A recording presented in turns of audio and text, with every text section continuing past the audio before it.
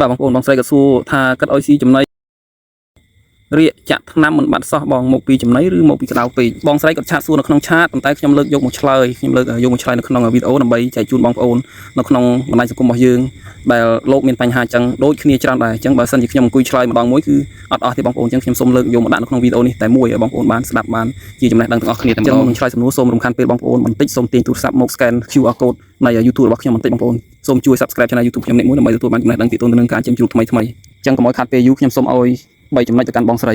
ចំណុចទី1ទាក់ទងមកពីចំណីបងការជ្រើសរើសចំណីដូចខ្ញុំតែងតែបញ្ជាក់អញ្ចឹងការជ្រើសរើសចំណីខុសគឺធ្វើឲ្យពិបាកដល់ជ្រូកយើងទាក់ទងទៅនឹងការធំធាត់គឺមិនអាចធំធាត់បានទេបងប្អូន